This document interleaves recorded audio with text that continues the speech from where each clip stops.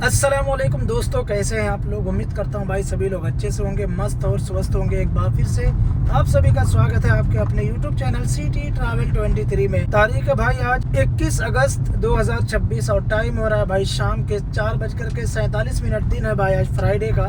आज मैं सुबह में नहीं निकला था काम पे। उसका रीज़न ये था कि भाई आज मेरे घर का रजिस्ट्रेशन था और उसकी वजह से मैं काम पे नहीं निकला। सुबह में 10:30 बजे का अपॉइंटमेंट था सब रजिस्ट्रार ऑफिस थाने, तो वहाँ पे जाके काम करा के आया। जुमे से पहले काम कंप्लीट हो गया था। फिर जुमे के बाद अभी आराम करके फिर निकला हूँ भाई। और पहली बुकिंग आ गई है मुझे आजाद नगर अंधेरी वेस्ट की है शायद, तो वही जा रहा हूँ पिकअप करने। और ये है कोपरखेर में MIDC इंडस्ट्रियल एरिया। बहुत ज्यादा यहाँ पे काम चालू है भाई, बड़ी बड़ी कंपनियां बन रही है और बहुत ज़्यादा लोग यहाँ पे इन्वेस्ट कर रहे हैं कंपनियों को बनाने के लिए।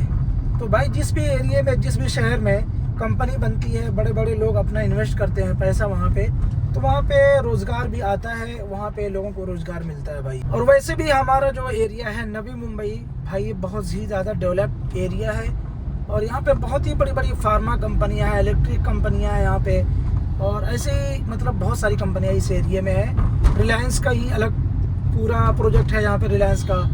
और दिन ब दिन यहाँ पे कंपनी मतलब बनते ही जा रही है और यहाँ पे लाखों लोग जॉब करते हैं भाई, IT सेक्टर में, ऐसे ही माइंड स्पेस में, कॉल सेंटर में। तो जिस एरिया में डेवलप होता है भाई, वहाँ पे अपॉर्चुनिटी भी बहुत अच्छी होती है। अभी ये देखो, ये है कोपरखेर में MIDC इंडस्ट्रियल एरिया और इसके आगे जैसे ही वो रोड क्रॉस करूँगा, वो जो ट्रक जा रहा है वो आ जाएगा वहाँ पे MIDC इंडस्ट्रियल एरिया। और यहाँ पे फार्मा कंपनियां हैं, केमिकल की कंपनियां हैं और IT सेक्टर है, LNT की भी यहाँ पे बहुत बड़ी कंपनी है। और भी देखो यहाँ पे काम चालू है। तो भाई यही है अपना नवी मुंबई। लाखों लोगों को यहाँ से रोजी रोजगार मिला हुआ है, लोगों का घर यहाँ से चल रहा है भाई। तो चलो पिकअप करता हूँ, फिर आगे आपको अपडेट करता हूँ। वीडियो बहुत लंबी हो जाएगी।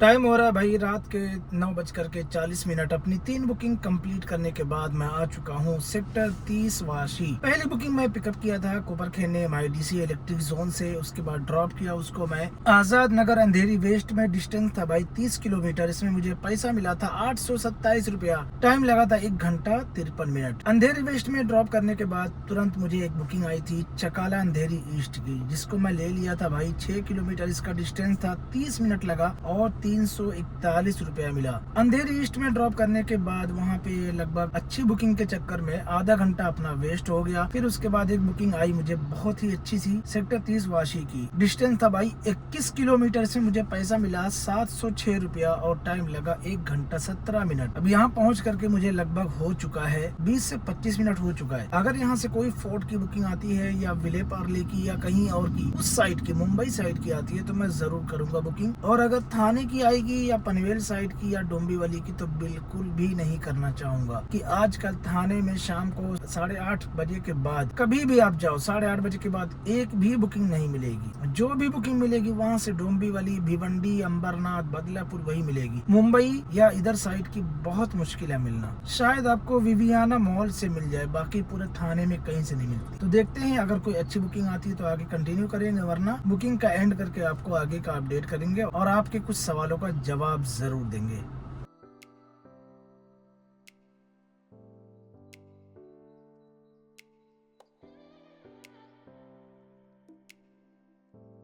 तो भाई लोग टाइम हो रहा है रात के 10:25। 1 घंटा हो गया मुझे वाशी में आकर के। फिर वाशी से मैं आ गया अपने पार्किंग में, क्योंकि मुंबई की कोई भी बुकिंग मुझे नहीं आई। पवई की एक बुकिंग आई थी, वो एक्सेप्ट नहीं हो पाई। रैपिडो में 2 बार आई, उसमें भी एक्सेप्ट नहीं हो पाई। तो मैं समझ गया अब कहानी खत्म हो चुकी है और मेरा भी टाइम वेस्ट हो रहा था, तो मैं ही पार्किंग में आ गया। कितनी अर्निंग हुई है बता देता हूँ भाई। 1876 रुपए की अर्निंग हुई है। 400 रुपए की CNG लगी होगी, 200 रुपया सब्सक्रिप्शन चार्जेस, 600 रुपया माइनस कर दो, जो बचेगा वही प्रॉफिट है। अब बात करते हैं भाई, एक हमारे भाई साहब ने कमेंट किया है कि बैच कैसे बनता है, उसमें क्या डॉक्यूमेंट्स लगता है बता दो। भाई मैं पहले इसके ऊपर कई वीडियो बना चुका हूँ और कई बार बता चुका हूँ। जिन लोगों के पास बैच नहीं है, आज के टाइम पे, और वो यूपी के हैं खास तौर से, वो भूल जाएं कि उनका बैच बनेगा। ये मैं गारंटी से बोल रहा हूँ, क्योंकि बैच बनाने का जो नियम है वो पहले से और ज्यादा सख्त हो गया है। सबसे पहली बात, अगर आप सोच रहे हैं कि डोमिसाइल से बैच बनेगा तो भूल जाओ, डोमिसाइल से बैच नहीं बनता है। और डोमिसाइल 10 साल के डॉक्यूमेंट्स पे बनता है, लेकिन बैच बनाने के लिए रहवासी दाखिला लगता है। और रहवासी दाखिला बनाने के लिए आपको महाराष्ट्र के स्कूल से एलसी लेना पड़ेगा। अगर आप स्कूल में पढ़े होंगे तो ही आपको एलसी मिलेगी। तो एलसी आप कहाँ से लाओगे अगर आप स्कूल में पढ़े ही नहीं हो महाराष्ट्र में? तो जो लोग महाराष्ट्र में स्कूल में नहीं पढ़े हैं वो भूल जाएं कि उनका बैच बनेगा। तो अब बता दो फटाफट क्या क्या लगता है। तो रहवासी दाखिला लगता है। अब रहवासी दाखिला अगर आप महाराष्ट्र में पैदा हुए हो तो आप बहुत आसानी से बना सकते हो। आपका प्लेस ऑफ बर्थ महाराष्ट्र में कहीं का भी हो तो रहवासी दाखिला बन जाएगा। बर्थ सर्टिफिकेट और आधार कार्ड दे दो, स्कूल की एलसी वगैरह दे दो, बन जाएगा। लेकिन अगर आप महाराष्ट्र में नहीं पैदा हुए हो तो 15 साल का डॉक्यूमेंट्स दिखा करके बनाना पड़ेगा आपको सबसे पहले रहवासी दाखिला। उसमें आपका बर्थ सर्टिफिकेट है, स्कूल की एलसी है, लाइट बिल है और दुनिया भर का तामझाम है। रहवासी दाखिला पहले बनाना पड़ेगा। उसके बाद पुलिस कैरेक्टर सर्टिफिकेट, और उसके बाद महाराष्ट्र के स्कूल में से जहाँ से आप पढ़े होंगे वहाँ की एलसी या तो आपके पास है या स्कूल में है, तो जहाँ भी है ला करके देना पड़ेगा। ड्राइविंग स्कूल वाले आपको बैच बना करके दे देंगे, लेकिन सबसे पहले आपका टीआर लाइसेंस होना चाहिए। तो भाई जो लोग भी बैच नहीं बनाए हैं, अगर वो सोच रहे हैं कि हम मराठी सीख लेंगे, तो मराठी सीखने से भी आपका बैच नहीं बनेगा, क्योंकि आपके पास रहवासी दाखिला नहीं है, उसके अलावा स्कूल की एलसी नहीं है। और जो लोग भी इस फील्ड में आना चाहते हैं जो महाराष्ट्र के बाहर के हैं, भाई आप समझ लो, अब कोई भी बाहर का बंदा महाराष्ट्र में टैक्सी नहीं चला पाएगा। इतना इजी नहीं रहेगा पहले के जैसा कि आप कहीं से भी ड्राइविंग लाइसेंस लिए, कार लिए, चलाना स्टार्ट कर दिए। सबसे बड़ी बात, घाटे में कौन जा रहा है बताऊं आपको? वो जो 500-500 रुपया, 800-800 रुपया और 1000-1000 रुपये में भाड़े पे गाड़ियां बांट रहे थे, वो अब बर्बाद हो जाएंगे। उनकी गाड़ी कोई पूछेगा नहीं, 12 के भाव में गाड़ी बेचेंगे, कोई लेने वाला नहीं मिलेगा। और ये बात मैं पहले ही बता चुका था कि जो लोग रेंट पे गाड़ी चला रहे हैं वो अपना टाइम बर्बाद कर रहे हैं, लेकिन फिर भी वो उतने नुकसान में नहीं है। सबसे बड़ी नुकसान में वो लोग हैं जो अभी नई नई गाड़ियां लेकर के इस फील्ड में आए थे, अपने यारों और दोस्तों के कहने पे, जो लोग 4 साल 6 साल से गाड़ी चला रहे हैं बिना बैच के। मैं साल भर से लगभग अपने चैनल पे बता रहा हूँ कि भाई बैच बना लो, बैच बना लो। सब लोग कमेंट करते थे 90% लोगों के पास बैच नहीं है। तो भाई अब नहीं है तो चलो भुगतो। अब भाई मैं